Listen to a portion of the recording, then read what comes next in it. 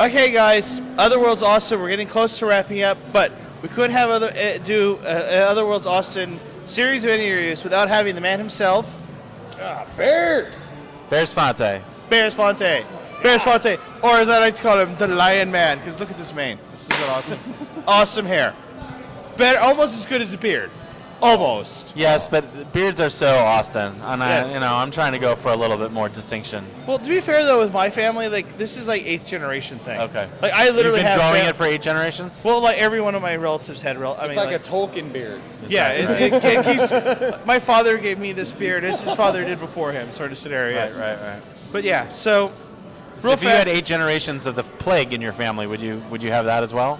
Ew. Because life moves on. Yeah. No. All right. Pass it down. From So real fast. Otherworld's Austin. This is year 3. Yes. I'm gonna be. You're killing it. I don't know how you're gonna do year 4. Seriously, year 4 is. I'm like. Why would I be thinking about that right now? I can't. I don't even know. No. I just try to do the best year each year, and then maybe February I'll have like an idea. But right now, yeah. No, I'm not saying you think. Right but now, you're probably thinking about a week of sleep. Yeah. Yeah. But this is like seriously. Me and Eddie and Red and all of us have been like all of us here at Fanboy have been here all weekend, have just been having a great time.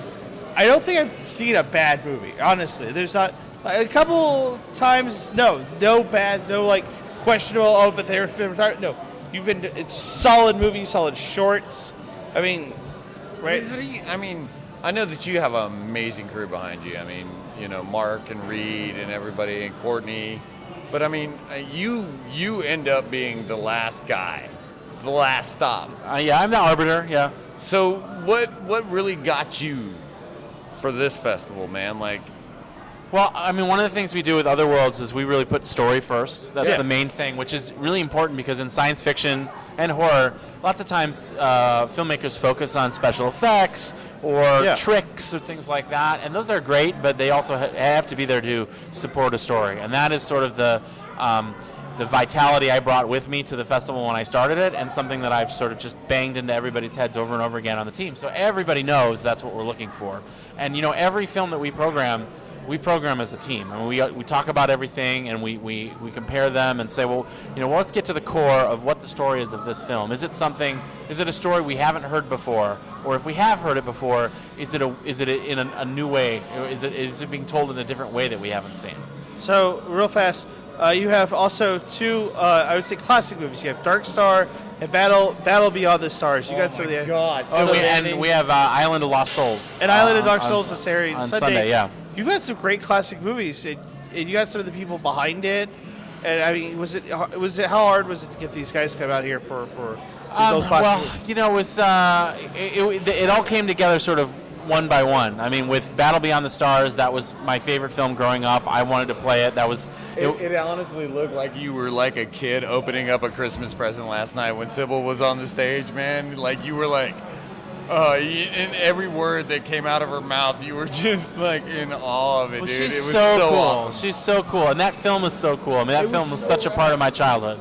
So that one was like, if I'm going to show old movies, that's the one I want to start with. Right. And then Dark Star came together because we had the Dan O'Bannon grant that we were giving to a filmmaker, and I'd reached out to Diane O'Bannon about using his name because he's passed, unfortunately. Yeah. And she said, that'd be great. And I said, hey, what if we played something that he worked on? And she said, what if I got Brian to come out? So the filmmaker, the lead actor came out because he's still in contact with Dan's widow. And then Island of Lost Souls was a filmmaker a filmmaker that I know, I met on the film festival circuit for my own career as a filmmaker, had done a world premiere of this score, and he was looking for a place to show it.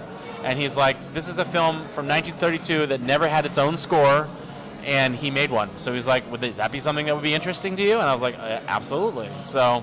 And I love it because it's Bela Lugosi, and it's one of the greatest movies. One of the big things is that you're actually highlighting women, directors, actors, kind of pioneering women. What made you decide to do that, man? I mean, because there's great women directors like Jackie Kong. I mean, people that, they've never really seen, but they just kind of blaze the way for us. Yeah, I mean, it's genre filmmaking is hard. people don't realize that a majority that it's much more even-handed in who goes to these films, men and women, and Hollywood has taken forever to realize that. And so what we wanted to do is really try to highlight some young filmmakers and get them as much praise and notoriety as we can to kind of change that model so that they're given more opportunities. Because, I think men and women approach story in a slightly different way, and it's not one is not better than the other. But you know what? Different approaches to story is always better. I would rather see a movie approached in a different way. I mean, if it's a movie we've seen before, why not approach it in every angle you can? And so you get that when you have female filmmaker, and it also goes right, from the very beginning, having women on the team. Our team, half of our programming team is female, and that's what comes with the best creative part too. I think. Is that having half females is, females are the most particular when it comes to creativity, and they can see stuff that. Don't make general statements. Come on, man. Yeah. Sorry, I'm not married anymore. So. They do. So, what has been to you the highlight? What is like the one movie you're like in 2016 we had this movie? What has been yours? That'd be hard to say. Obviously having the Battle Beyond the Stars with Sybil Danning here that's a once in a lifetime experience. Yes. So awesome. But I'm got to say that I am so proud of our shorts programs this year. Yes. Our 3 shorts programs, in my mind, are probably the 3 best shorts programs we've ever had in 3 years. And they're just also fantastic. So, plus we had a film called Bears Discover Fire, and I'm a bear, and I like seeing bears walking around, like humans. I'm hoping that that's something that is a message for the future, that bears will discover fire, because they have prehensile thumbs. Yes. And so that's encouraging for me.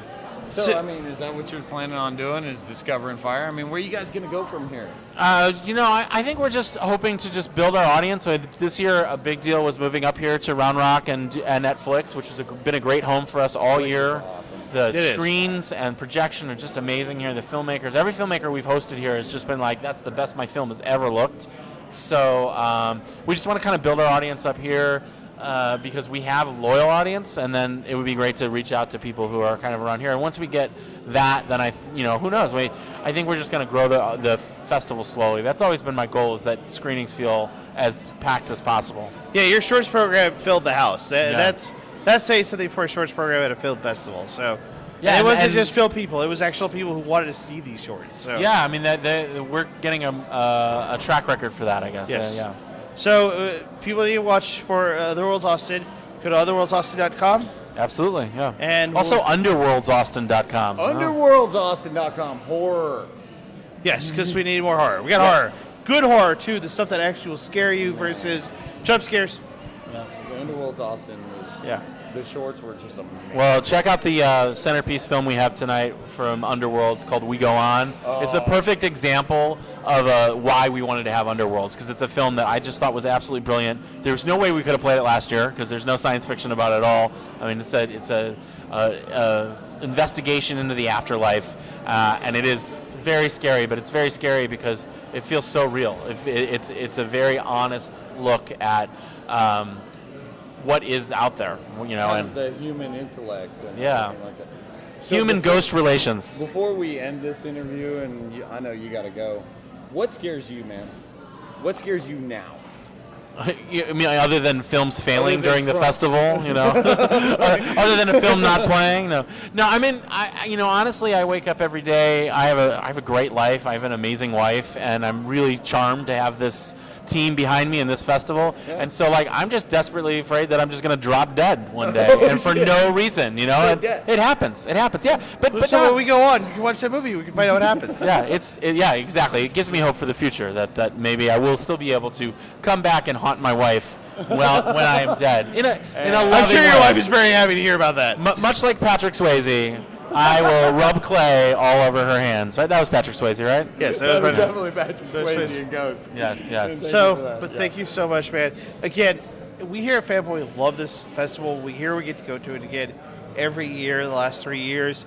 Trust me, we've done a couple of we do a lot of film festivals. This honestly is one of the most entertaining because it's one of the most rooted in real life. I do Frightmare, I do Days of the Dead in LA, and I mean, honestly, this is one of the best ones I've been to, man. I'd hump your leg if it wasn't inappropriate. Yeah, it is. Yeah. There are children around. They're Yeah. here to see the Disney films that Flipster is playing. Well, I appreciate that, and it just comes down to the idea of why we started the festival in the first place, which was to really focus on filmmaking and filmmakers, and to try to get them as much exposure as possible. But we're gonna let you go because you gotta go see a movie. We're gonna let you guys go, but we're gonna be back with some more interviews and/or wrapping this up in the near future. So, guys, check us out again. Otherworlds Austin 2016. Check it out on Otherworlds Austin or UnderworldsAustinNow.com. Underworld. So we'll let you guys go. We're going to watch some more movies or some shorts. Thanks.